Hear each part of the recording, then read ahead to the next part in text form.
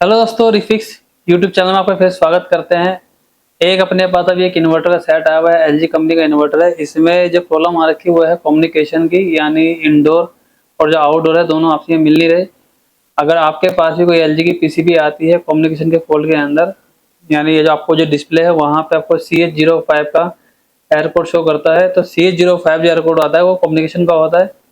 तो कभी भी आपको एलजी के अंदर कम्युनिकेशन सेक्शन चेक करना हो तो कैसे चेक किया जाता है, मैं आपको इसे समझाता हूँ। तो यहाँ आप देख सकते हैं, ये भी इसमें आप एरर कोड आ रखा है।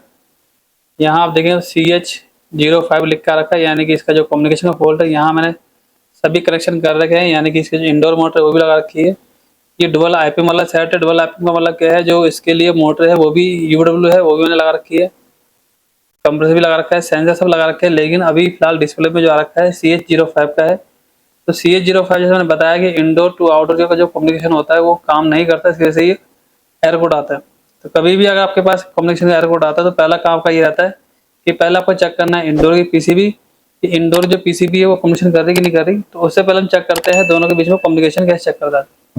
अगर आपने पूरा सेट लगा रखा है तो मल्टी में डीसी सेट करके आप सिंपल सा एक जो रेड वाली होगी इसको आप कम्युनिकेशन लगा देंगे।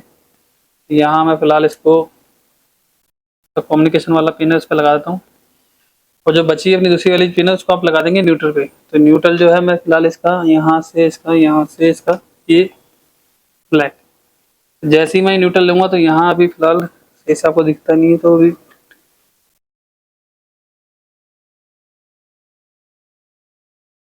यहाँ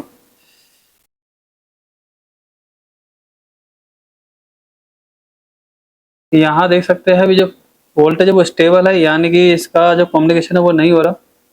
ये एलजी का सेट है, तो एलजी के सेट में जो पहले कम्युनिकेशन जो होती है वो पहले आउटडोर से होती है और उसी में ही बैंक बना होता है, यानी आउटडोर के सेक्शन में ही आपको बैंक मिल जाएगा। तो अभी फिलहाल इन दोनों के बीच में कम्युनिकेशन नहीं हो रहा।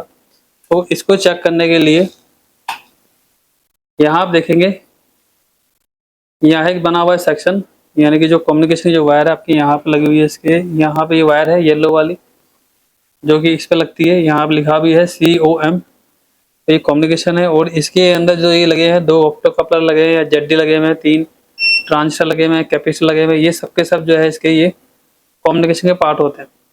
उसके बाद कम्युनिकेशन तभी काम करेगा जब इसका MCU ऐसी ऑन होगा। तो यहाँ बत्ती ऑन होने का मतलब ये है कि MCU इसका रनिंग में है। तो जब भी रनिंग में होता है तो MCU इसके जो ऑप्टो कपलर होते हैं, यहाँ आपको देखना पड़ता है कौन सा RX वाला है, कौन सा TX वाला है। TX का मतलब होता है ट्रांसफर, RX का मतलब होता है रिसीव। तो पहले जैसे मैंने बताया कि आउटडोर पहले सेंड करेगा तो वो उसका रहता है TX। तो वो पता करने के लिए पहले आपका जो ऑप्टो कपलर रहेगा उस पर देखना है पिन नंबर 1 और 2 कहाँ की साइड है। तो इसके ऊपर अभी ये प्लास्टिक लगी पड़ी तो मैं इसको हटा लेता हूँ, थोड़ी सी इसके साफ कर लेते हैं कि कौन सा इसका 1 नंबर है। तो यहाँ आपको देखिएगा डॉट बना हुआ, तो डॉट का मतलब क्या है, ये 1 नंबर है इसका। तो जब भी आपको चेक करना हो बोलते तो पहले आपको इसके ऊपर जो प्लास्टिक होती है उसको उतारनी पड़ती है। सेम प्लास्टिक उतार लेता हूँ सही से।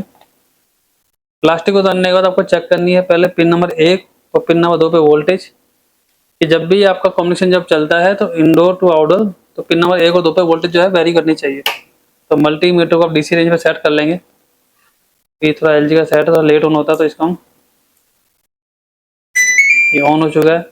अब चेक कर लेते हैं यहाँ पे मल्टीमीटर DC सेट करने के बाद इसकी पिन नंबर 1 पे लगाते हैं लाल और 2 पे लगाते हैं ब्लैक। तो यहाँ आप देखेंगे जो वोल्टेज है 1.5 के आसपास है, जो कि स्टेबल वोल्टेज है। यानी यहाँ पे जो वोल्टेज है वेरी होनी चाहिए थी, बट ये वेरी नहीं हो रही। तो वेरी करवाने का जो सिस्टम होता है वो ट्रांजिस्टर के थ्रू, यानी यहाँ अगर चेक करूँ तो वोल्टेज जो है यहाँ पे फिलहाल वेरी कोई वेरी नहीं कर रहा, क्योंकि यहाँ अगर वोल्टेज वेरी करता तो 1.5 वोल्ट के आसपास करता। तो जो वेरी वोल्टेज जो करती है वो एक ट्रांस के थ्रू करवाता है, यानी ट्रांस लगे हुए दो दो ट्रांस लगाना। इसका मतलब यह है एक इसके लिए होता है, एक RS के लिए, एक TS के लिए होता है। दो ये दोनों को जो ऑन करती है वो MCIC ऑन करती है। तो ये चेक करने के लिए कौन सा इसके वाला है, तो इसके लिए आप ट्रेसिंग करेगा। तो ट्रेसिंग में देखने को मिलेगा कि ये जो लाइन है ये टच हो रहा है इसके साथ, यानी इसका कलेक्टर और पिन नंबर 2 टच है, यानी इसका जो एमीटर ग्राउंड हो जाएगा। जो बेस है वो MCU ऐसी इसको कमांड भेजेगी, तब इसका बेस ऑन होगा, तब ये आपका IC ऑन होगा। तो ये चेक करने के लिए इसको भी हम स्केच कर लेते हैं।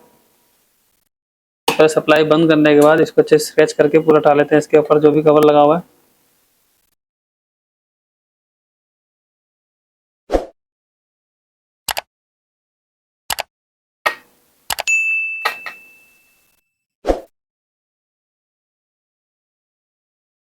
तो कवर हटाने के बाद यहाँ देख सकते हैं ये ट्रांजिस्टर सामने आ चुका है। तो अगर आपको चेक करना है तो उसकी बेस और एमीटर कलेक्टर पे वोल्टेज चेक कर लेंगे कि कितनी कितनी वोल्टेज आ रही है। तो यहाँ अगर मैं लगाऊँ इसके एमीटर पे, तो ये एमीटर से ग्राउंड होता है। पहले सेट ऑन कर लेते हैं, सेट ऑन नहीं हुआ।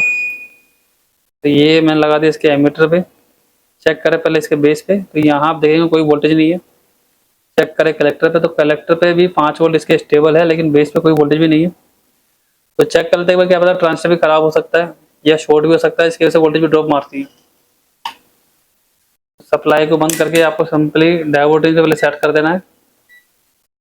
इसमें होता क्या है, ये इसका बेस कलेक्टर एमीटर, तो जब भी आप चेक करें तो बेस टू कलेक्टर को चेक करना है। तो यहाँ आप देखते हैं वैल्यू आ रही है, और यहाँ अगर मैं लगाऊं तो यहाँ पे कोई भी इसका वैल्यू शो नहीं कर रहा।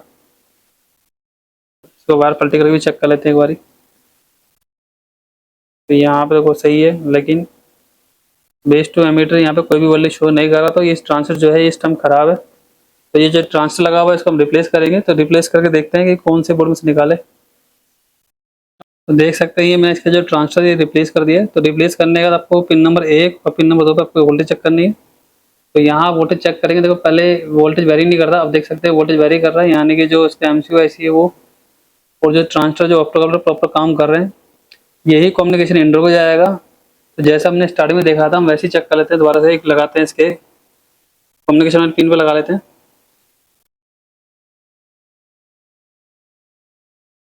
इसके लगाते हैं अपन न्यूट्रल पे। तो यहाँ इसका न्यूट्रल है।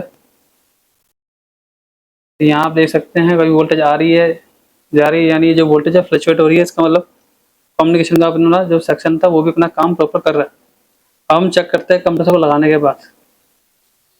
तो देख सकते हैं अभी अपना जो कंप्रेसर वो भी रनिंग में आ चुका है, और जो अपनी आउटर की जो मोटर वो भी रनिंग कर चुकी है। अब कोई डिस्प्ले पे एरर कोड भी नहीं आ रहा। तो अगर आपके पास भी कोई LG का कम्युनिकेशन का फॉल्ट आता है तो आपको जैसे वीडियो बताया गया आपको वैसे चेक करेंगे तो आपको सोल्यूशन उसका मिलेगा ही। अगर आपको भी हमारी वीडियो अच्छी लगती है तो लाइक करें, सब्सक्राइब करें और कमेंट जरूर करें। Thank you friend.